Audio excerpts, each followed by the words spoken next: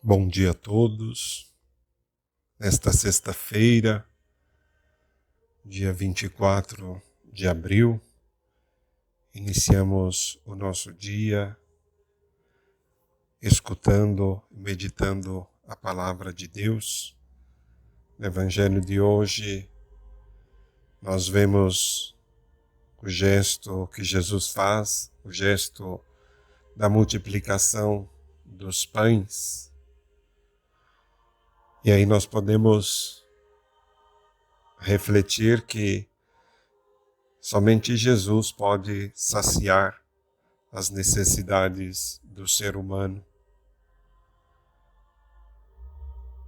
O alimento, o pão se multiplica nas suas mãos. Todos são nutridos, alimentados e ainda sobram 12 cestos de pedaços para que nada se perca. Esses pedaços são recolhidos. Jesus, com o sinal do pão, ele se apresenta a nós como o Messias esperado, que mata a fome do seu povo, sem comprometer o projeto de Deus, o projeto que o Pai tinha traçado para ele.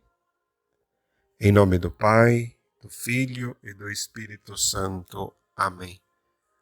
A graça de nosso Senhor Jesus Cristo, o amor do Pai e a comunhão do Espírito Santo estejam convosco.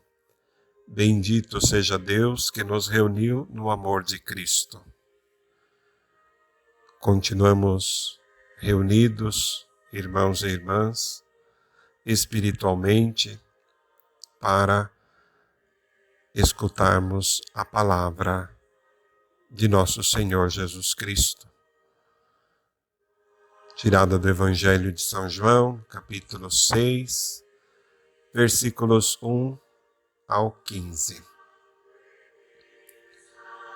Depois disso, Jesus foi para o outro lago do mar da Galileia, ou seja, de Tiberíades. Uma grande multidão o seguia, vendo os sinais que ele fazia a favor dos doentes. Jesus subiu a montanha e sentou-se lá com seus discípulos. Estava próxima a Páscoa, a festa dos judeus. Levantando os olhos e vendo uma grande multidão que vinha a ele, Jesus disse a Felipe: Onde vamos comprar pão para que estes possam comer?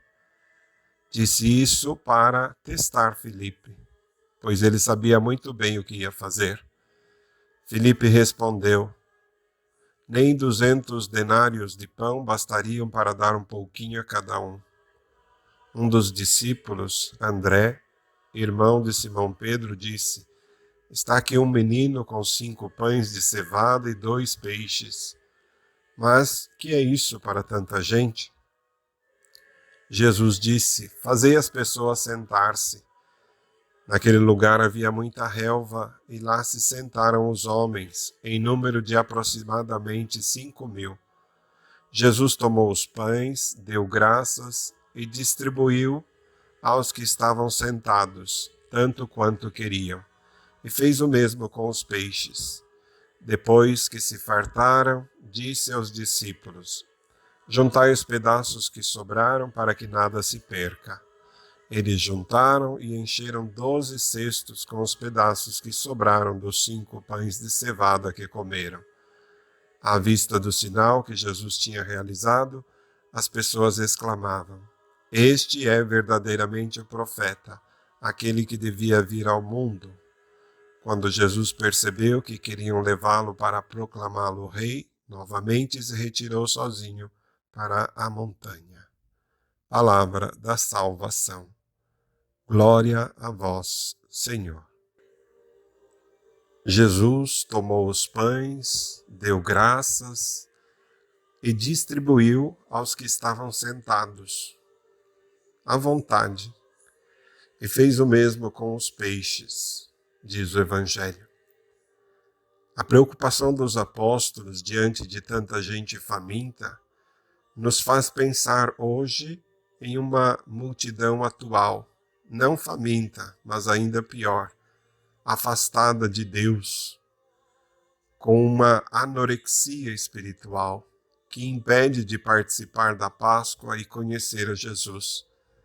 Não sabemos como chegar a tanta gente, a tantos irmãos e irmãs afastados de Deus. Alenta-nos na leitura de hoje uma mensagem de esperança. Não importa a falta de meios, mas os recursos sobrenaturais. Não sejamos realistas, mas confiantes em Deus. Assim, quando Jesus pergunta a Filipe onde podia comprar pão para todos, na realidade, diz o Evangelho que ele disse isso para testar Filipe, pois ele sabia muito bem o que ia fazer. O Senhor Jesus espera que nós confiemos nele.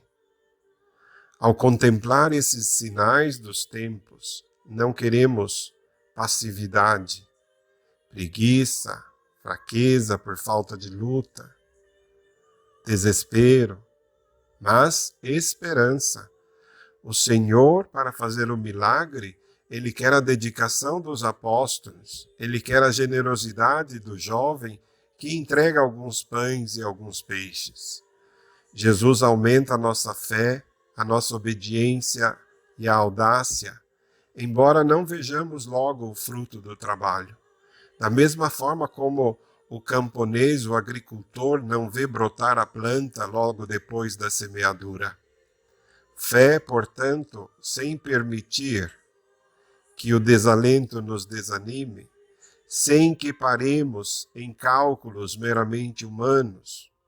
Para superar os obstáculos, tem que se começar trabalhando, empenhando-nos inteiramente na tarefa, de modo que o nosso próprio esforço nos leve a abrir caminhos novos. Caminhos novos que aparecerão de forma insuspeita.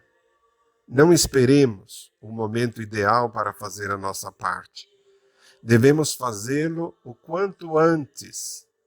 Lembrando que há poucos dias celebrávamos Santo Expedito, que dizia que a nossa conversão deve ser já e não amanhã.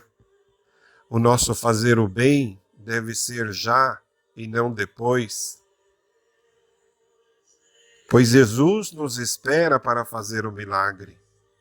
As dificuldades que o panorama mundial apresenta neste começo do novo milênio nos induzem a pensar que só uma intervenção do alto pode fazer-nos esperar um futuro menos obscuro, escreveu o então Papa e hoje Santo São João Paulo II. Acompanhemos, pois, esse panorama, rezando o Rosário da Virgem Maria, pois a sua intercessão se tem feito notar em muitos momentos delicados sobre os quais tem deixado a sua marca profunda na história da humanidade. Irmãos e irmãs, rezemos o Santo Terço confiando na intercessão maternal de Nossa Senhora. Que assim seja. Ave Maria, cheia de graça, o Senhor é convosco. Bendita sois vós entre as mulheres, e bendito é o fruto do vosso ventre, Jesus. Santa Maria, Mãe de Deus, rogai por nós, pecadores, agora e na hora da nossa morte. Amém. Glória ao Pai, ao Filho e ao Espírito Santo, como era no princípio, agora e sempre. Amém. O Senhor esteja convosco, Ele está no meio de nós. Abençoe-vos o Deus Todo-Poderoso, o Pai, o Filho e o Espírito Santo. Amém. Um abençoado dia a todos vocês.